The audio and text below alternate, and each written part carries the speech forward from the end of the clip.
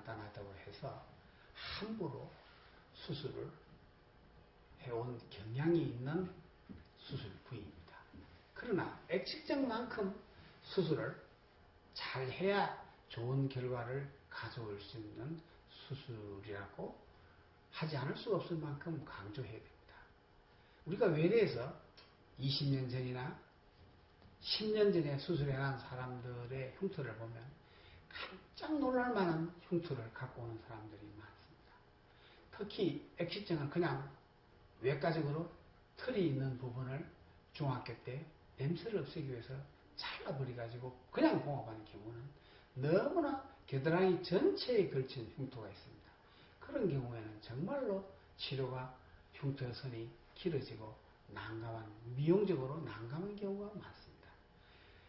이러한 것들을 방지하기 위해서는 X증 수술은 정말로 잘 할 수 있다고 자신이 없다면 이 수술을 하지 말아야 됩니다. 정말 수술을 잘 할 수 있는 사람한테 양보해야 되는 것이 X증 수술을 우리가 치료하는 의사의 자세라고 저는 생각합니다. 그러면 저는 어떻게 X증 수술을 어떻게 수술하고 있는가? 첫째, 피부를 잘라내는 수술을 해서는 안 됩니다. 겨드랑이는 피부가 굉장히 당김이 많은 장소이기 때문에 피부를 잘라내버리면 나중에 구축 현상이 많아집니다. 구축이라는 것은 피부가 당겨지는 현상입니다. 그래서 흉터가 아주 많이 드러나게 됩니다. 겨드랑이 부분의 피부는 잘라내서는 안 됩니다. 그대로 온전시켜야 됩니다. 그러면서도 그 안에 있는 땀샘의 그 부분은 없애야 됩니다. 그래서 저는 하나의 흉터 절개선을 약 3cm 내지 4cm를 절개해서 그 텀넬로 들어가서 거기에 있는 아포크린이라는 땀샘을 다 제거합니다. 그래도 100%는 제거가 되지 않지만 그래도 95% 이상은 제거된다고 봅니다. 아주 민감한 사람이 아니면 그 후에 냄새가 난다고 이야기하지 않습니다. 그래도 때로는 한 10% 정도의 사람은 일반 사람들은 냄새가 나지 않는다고 하는데도 본인은 냄새가 난다고 하는 사람도 있기는 합니다. 그런 사람은 예외라고 하더라도 저희들은 냄새를 거의 95% 이상 없애면서 흉터선을 거의 보이지 않도록 해야 되는 게 이 X증 수술의 치료 방법입니다.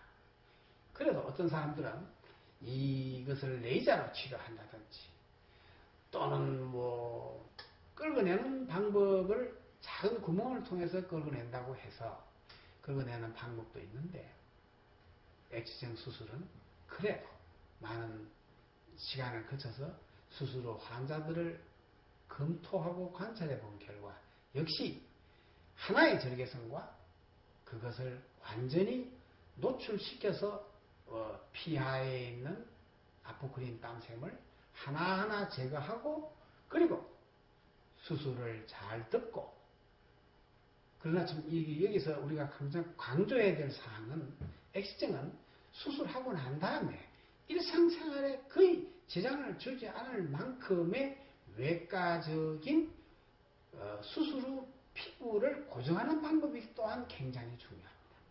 X증 수술하고 일주일 내지 2주간 꼼짝도 못하게 하는 수술 방법이 옛날에는 유행했습니다. 저도 과거에는 그런 적이 있었습니다.